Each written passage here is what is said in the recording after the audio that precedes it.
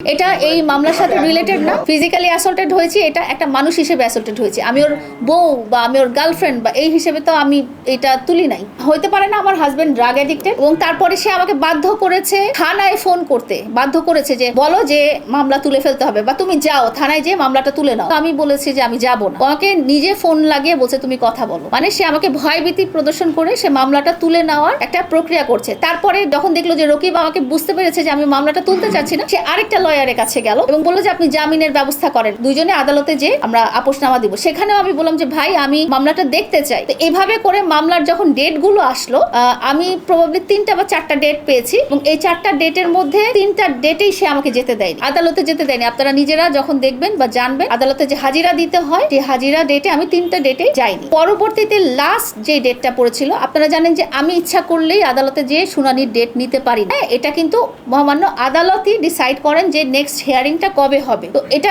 March, লাস্টটা ছিল হচ্ছে মার্চ মাসের 14 তারিখে, যেদিন মামুন আমার বাসা থেকে চলে যায় তার আগের দিন। সেদিনও সে আমাকে আদালতে যেতে দেয়নি। তারপরে ওই মার্চ মাসে আদালত আমাদেরকে আরেকটা ডেট দিয়েছিল 30 তারিখ মেতে আদালত আমাদেরকে আরেকটা ডেট দিয়েছিল। যখন সে গেল না, তখন আমাকে আমার লয়ার বলল যে আপনি যদি বারবার আদালতে মিস করেন তাহলে আদালত বলবে যে এই মামলাটা হয়তো সিরিয়াস মামলা না, এটা হয়তো ফেক মামলা, কারণ আপনি বাদী হয়ে আপনি আদালতে উপস্থিত নাই। হ্যাঁ, তো আমি ওকে বললাম যে এই তারিখে ডেট আছে। আমি ওর সাথে, ও কিন্তু 2 মাস থেকে আমাকে ব্লক করা, অন্যদেরকে দিয়ে বলাচ্ছি যে দেখো এরকম একটা ডেট আছে, 30 তারিখে এরকম একটা ডেট আছে। তারপরে কি হলো, 21 তারিখে ওর একটা বড় ভাইয়ের মাধ্যমে ওর সাথে আমার দেখা হলো মামলার ব্যাপারে। শুধু বড় ভাই বললো যে তোমরা ঠিক করে নাও বা কিছু করো, যেটা করো।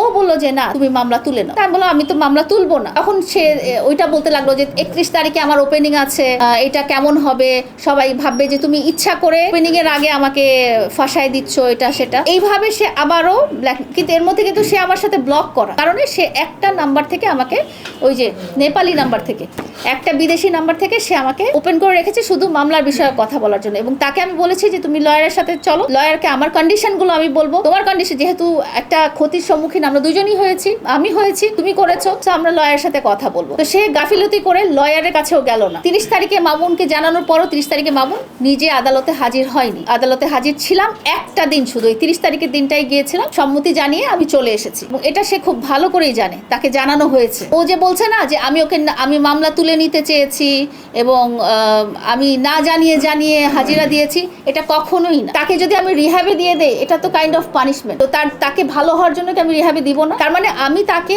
ঠিক করতে পারিনি, আমাকে এক্সট্রিম লেভেলে যেতে হয়েছে। বারবার মারামারি কাটাকাটি কেউই চায় না, কখন আমি চাই না।